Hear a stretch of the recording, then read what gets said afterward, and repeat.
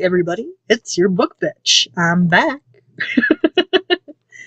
Okay, so today I'm going to be looking at yet another, well, technically it's an indie book, but I mean, it did actually have a publisher, even if it's just a very small press that I've actually never heard of, but apparently seems to think it's real top shit when I kind of went looking to see if it was just a vanity press or actually a small press. And yeah, this is Hidden Monster by Amanda Strong, and it was published by Clean Teen Publishing, which to me sounded like it was going to mean that there was going to be, some kind of a Christian slant or an anti-drug slant, or at the very least I was figuring it was going to be much more dull and, well, clean than this was. I mean, I'm not saying there was sex, because there wasn't. So, like, if you're running out to buy this shit purely because, I'm making fun of the fact that it was published by Clean Teen Publishing and it was not clean at all, yeah, it doesn't have sex. It does have an almost rape scene. It does have some very rapey scenes, and it does have some teenage girls acting goddamn dumb that, lands them in some hot water. But there's nothing actually all that terribly bad that happens to anybody in this book. So I guess maybe that's the clean. Like, all the deaths, which I think there are actually a couple of deaths in this book, all of those happen off screen, or, off page, whatever. Yeah, let's get into this. Hidden Monster by Amanda Strong. I gotta say, guys, it really, you need to go read this, okay? I know it's not often that I start off a review with go read this book, but I think it's the only way half of this review is going to make any goddamn sense. And I think it's really about the only goddamn way that any of this will actually matter ever. I almost kind of need other people to buy or, download or whatever, because I'm pretty sure I got this piece of shit for free. I need other people to buy or download or whatever this damn book, almost just as, like, a way to prove to myself that this exists. Because holy fucking shit, what the fuck did I just read? My god, you guys.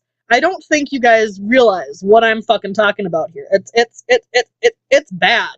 It's almost The Room of teen lit. Like, it's honest to God, almost The Room. That shitty ass cult classic movie with Tommy Wiseau. You're tearing me apart, Hidden Monster. That's about as close to a Tommy Wiseau as we're going to get out of me. But really, it's almost like that level of so bad it's good. And I wasn't really aware that a book could be so bad it's good in this way. Because it is not written well. It is not written well at all. The pacing is completely fucked. Like, I'm gonna start this out with just the pacing in this book is completely fucked. The pacing in this book is like I broke my leg and then tried to walk without crutches or a cane or a wall to lean on. Non-fucking existence. Because there's no fucking way I would be able to walk on a broken leg. There's no fucking pacing is what I'm trying to fucking say. The story starts out with our main character, who I don't think we actually get a name for until the third or fourth chapter, Sam, getting kidnapped after being completely goddamn stupid and going down a path that was A, giving her a bad gut feeling, and B, is apparently not that safe at that time of day. And she's just like, whatever, I'll go running down this path, whatever. Nothing bad's gonna happen to me, right? like, I think it was 3 weeks or 4 weeks later, she finds herself running for her life through the woods as she finally has gotten away from her kidnapper. Oh, and by the way, all this time that this kidnapper had her, he's been injecting her with these fucking injections of, like, I don't even fucking know what. Like, some kind of weird ass serum that turns her from a normal human being into a dragonfly fairy. Spoiler fucking alert, guys. Although I think that actually might be in the book's description. I don't know. I don't really research these things before I read them. I just read them. And then I talk to you about them. It's... Oh my god, you guys. It's so predictable, too. And that's just sad, because it had such, like... Okay, I remember I actually sought this one out and I looked at its Amazon.com page because I wanted to know what the fuck I was going to be reading. Because once I saw that fucking publisher, I wanted to be sure that I wasn't walking blind into some Jesus loves me, this I know, like, bunch of bullshit. Okay? Like, I just wanted to know that I wasn't walking into some weird Christian fiction. And it doesn't seem to have been weird Christian fiction. Particularly because I'm pretty sure that the kids swear all through the book. Like, not all through the book, but I know I saw at least a shit and a fuck in that book. And that it wasn't even quite enough to actually save it, because I think both of those instances were before the book actually got completely batshit crazy. But it's very much not what I was expecting, just based on the name of the publisher, to be completely honest.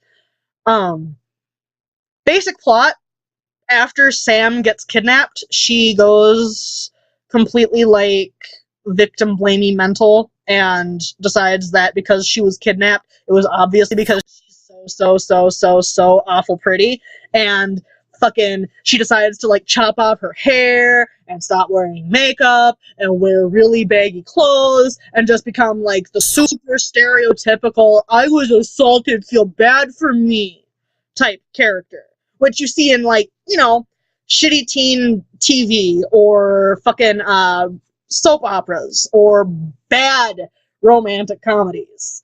You never see that character quite that stereotypically outside of those particular instances, unless it's like an action movie and that character is also about to die just to give the main man character some more man pain.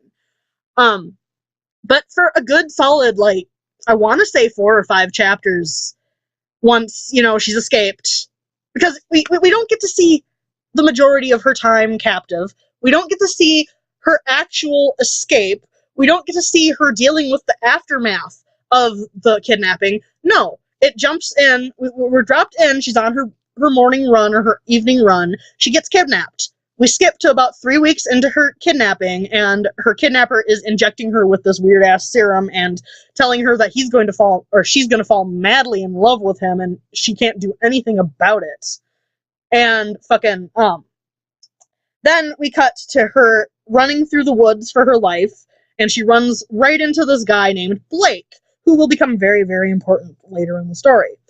He saves her, brings her to the hospital or some shit, and fucking, then we skip to 3-4 weeks later, and she's coming home from dealing with her therapist, and we've completely missed all of the interesting stuff. She comes home from that particular therapist appointment, though, cuts off all her hair, her mom and dad freak the fuck out, her sisters freak the fuck out, and then her mom invites over Blake because, obviously, boy will fix everything.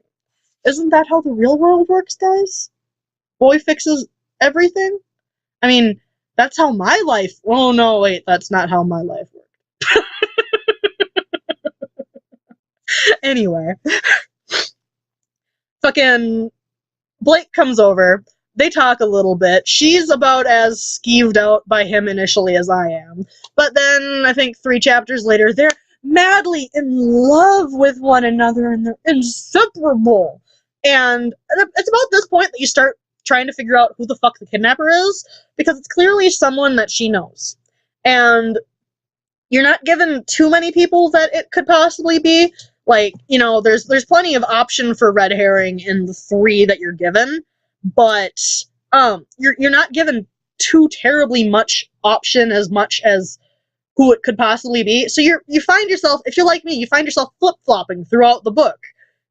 Blake's the villain. No, wait, Mac's the villain. No, wait, maybe Corey's the villain. No, I got a good feeling about Blake. Blake's gotta be the bad guy. Or was it Mac? Nah, it's totally Corey. Hell, all 3 of them. And I'm pretty sure towards the end of the fucking book, I was just kind of jumping on the all 3 of them are terrible bandwagon. Because, yeah, it's that bad, guys. But we get through, I want to say, up to about chapter 8, and she gets asked to a dance by Blake, and she's basically forced to accept by her parents. She doesn't want to go. She has no interest in going. And then right before the dance, she turns into a fucking Dragonfly Fairy. I'm not even fucking kidding, guys. That's about how out of the goddamn blue it comes.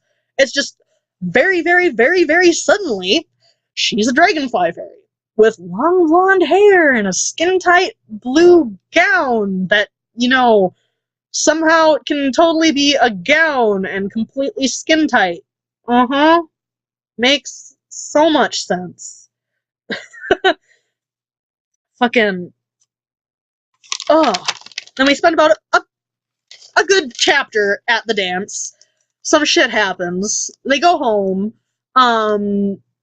She has a dream about flying through the forest or something. And when she wakes up, she doesn't have the wings or the blonde hair anymore. Yeah, I don't really remember all that much of what happened immediately after that, because it was basically, I hate Blake. I love Blake. I hate Blake. I love Blake. I hate Blake. I love Blake. Hi, Corey. Fuck. Now I can't trust Blake. Because Corey is apparently, like, her former, like, a former friend of hers, who's also apparently a former friend of Blake's, because, you know, small plot device we live in here. Fucking, So Corey comes and talks to her and tells her that Blake was entirely the one that kidnapped her and forced her to change into the Dragonfly Fairy, which, also, he's a Dragonfly Fairy, and they don't like being called Dragonfly Fairies, they're Dragon Fae, because fairy sounds too close to calling them boys gay. Blake is also a Dragonfly Fairy, and so is Mac. You don't find out Mac is a Dragonfly Fairy until way later in the book, but I had it written down as though it had been revealed right at the damn beginning of my notes. So, you know, when you've got a fucking reveal that feels about as legit as M. Night Shyamalan trying to do a twist now, your reveal sucks. None of the characters have any semblance to humanity. They're about as wooden as trees. Like, I think that the tree ents in fucking Lord of the Rings had more personality and, you know, more humanness to them than these humans in this fucking story, guys. And, I mean, it's bad. So then we get Blake trying to sit there and be like, hey, yeah, so Corey told you the wrong thing, and he's trying to, you know, throw you off his scent, and I don't know why he would be such a dumbass like that, but, like, here's the real story, and I'm sorry, and I love you, and blah, blah, blah. And of course she buys it, because, you know, teen female protagonist, cannot possibly actually question someone's motives or anything. Nope. If she's decided that she likes the guy, it's automatically just fucking true love forever and ever and ever. Oh, yeah. Ugh. So, I don't really remember all that much of what happens in the interim there, but I know there's a few chapters of basically filler. They go to this island, which is where the guy that created these weird-ass Dragonfly Fairy motherfuckers lives, to, you know, try to figure out what the hell she was given, because apparently her serum was different than the shit that they were given, and she can do different shit that they can't, and it's weird. So they do some tests on her, and then they find out that one of these. Okay, I'm gonna basically spoil a good chunk of the book right now. So I don't know if you actually intend on reading this seriously. Probably go ahead and skip ahead about 5 minutes. Not even that. Skip ahead to about, I don't know, 18 minutes in. But basically, um, they find out that one of these Nazi super soldiers, I'm not fucking making this up, that is where this all came from. The guy that created them was commissioned to make Nazi super soldiers with bug DNA. They find out that supposedly, even though they thought they had killed all of these fuckers, they find out that supposedly one is still alive and is like near the island. So, guy that created all these fuckers sends Blake, Corey, and Mac out to, dispose of the bug. And while they're off doing that, he entertains Sam by, bringing her around, showing her his home and the island, and then like bringing her to his own private like theater thing for some kind of live music entertainment. And she blacks out, and then literally next chapter she's strapped to a bed or some shit. Like, I'm not even kidding. She blacks out and she wakes up, she's kidnapped again. And at first I thought that it was just like all of what I had just read was a goddamn dream sequence, and I was about to be really, really fucking pissed. But then I realized that it wasn't, because she was in some kind of a windowless cave, and there was the bug, the Nazi super soldier, if you will. And he wasn't actually a Nazi super soldier. It's actually Blake's brother. And he tries to kill her. And she has the clearest head I've ever heard of in any story of anyone dying. As someone who has gone through like that pre-death state more than once, nobody, no matter how calm or how fucking panicked they were prior to fucking almost dying, is ever that goddamn calm in their thoughts as they're like being murdered. I'm not even fucking kidding. Like, she's being straight murdered and she's thinking clearly and rationally. What the fuck? Seriously, what the fuck? It makes no sense. But, it buys her time, and eventually Blake and Corey and Mac find them, and it's discovered that Blake's brother is the bug, and yeah, Corey almost kills Blake, and it basically just ends on a note of, well, shit, now we have this whole new world we have to deal with. You're eventually going to have to leave your family, Sam, and Sam's completely okay with this. And fucking, it's just, you gotta read this book, guys. It's, it's, it's a special brand of bad that would actually make me recommend bad. Like, it's a special brand of batshit insane terrible that would make me actually want to be like, you need to go waste your money on this book. You need to read it. You need to fucking, enjoy it, because I enjoyed the hell out of it. I mean, I'm not going to tell anyone that they have to read and enjoy something I read and enjoyed. We're people. We all have our own thoughts and opinions and, whatever regarding books. Some people don't read books at all. Others, like me, read at least one a damn week.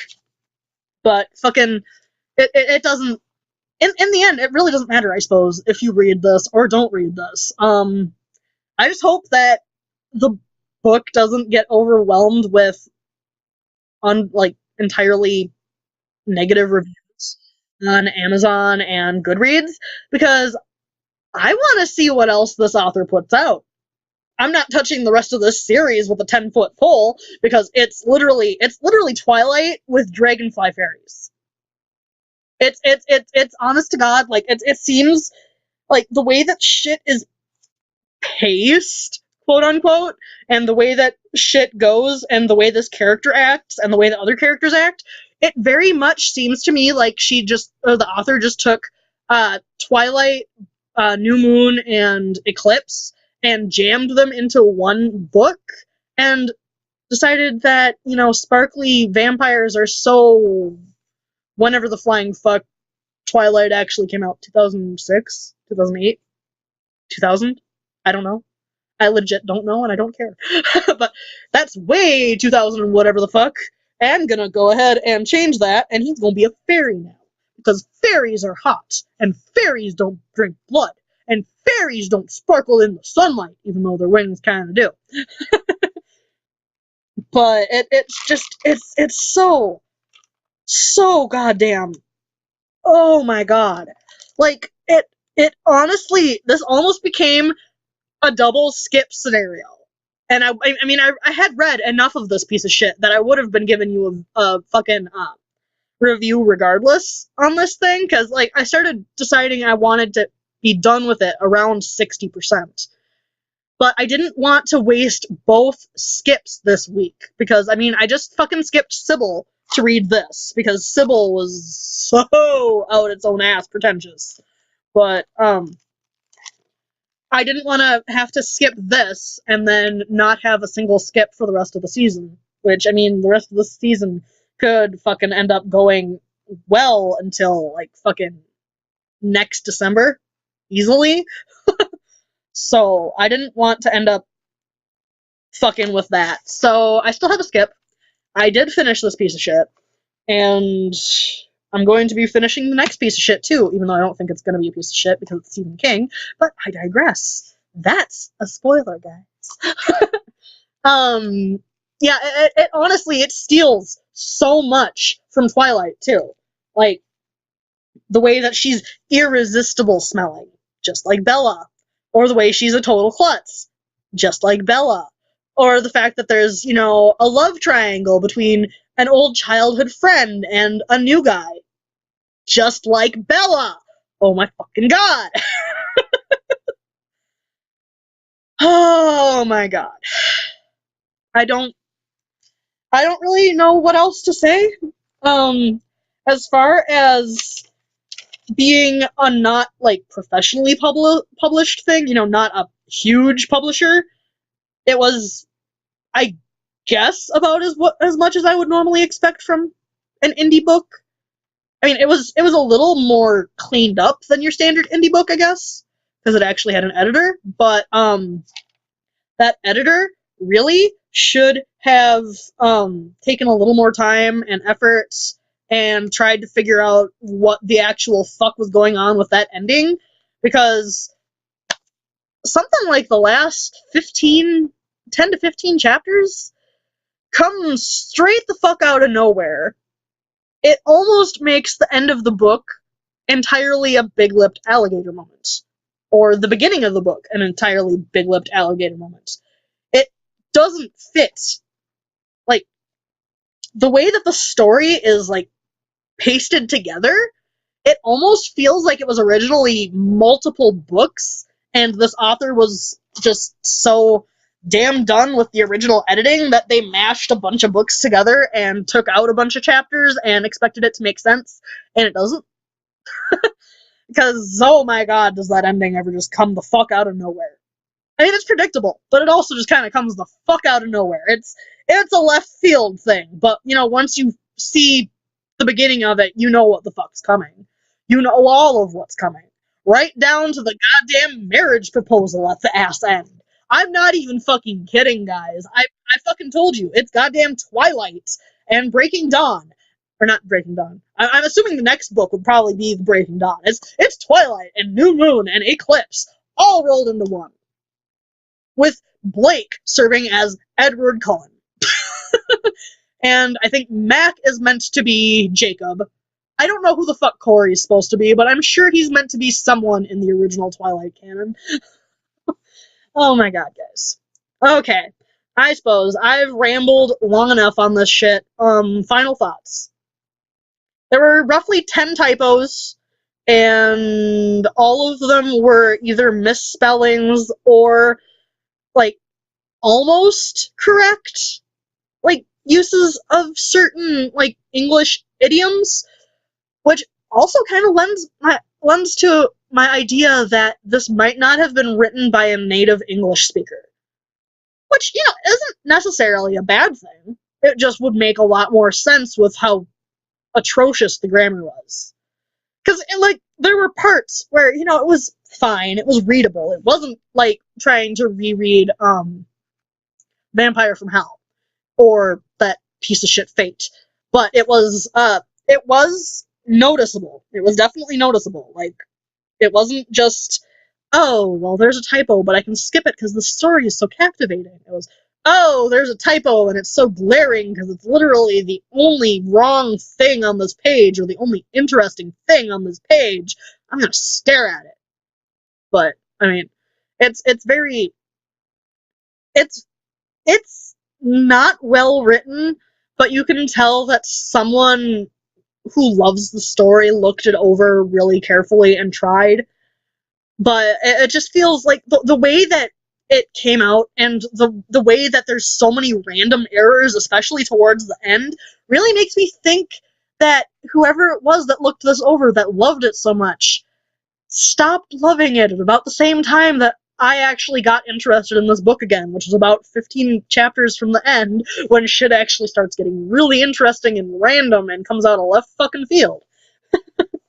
But fucking, it's apparent that even though there was definitely an editor and there was definitely some love put into this book from, more than just the author, it's very apparent that this was either a first or second draft, or it was a case of some serious issues between the editor and the actual author, like miscommunication or something, because there's, oh my god, that last act comes the fuck out of nowhere.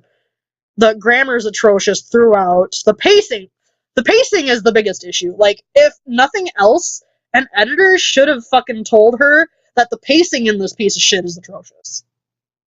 Because there's no way, there's no reason we need that much exposition for any of the shit at the end. Any of it. But honest to God, I would probably count this about fourth or fifth, as far as like the list of best books I've reviewed for this channel, as opposed to Fate, which still is dwindling near the bottom.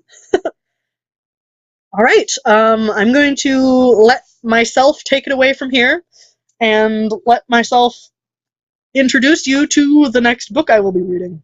So, see you guys. Yes, welcome back to the Book Bitch games. The Book Bitch Hunger Games? I don't even fucking know. I thought I could at least do this, so you guys can see this. But, here's what I've been talking about in the past couple episodes. And here's how I'm going to be picking the next book. How I picked the last couple books. Well, let's go ahead and pick something, shall we? Let's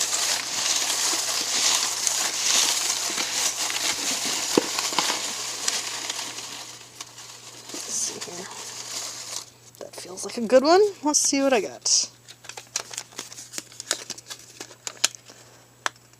The Dark Half. I'm not entirely sure what that is, but I will find out, and you will see it next week.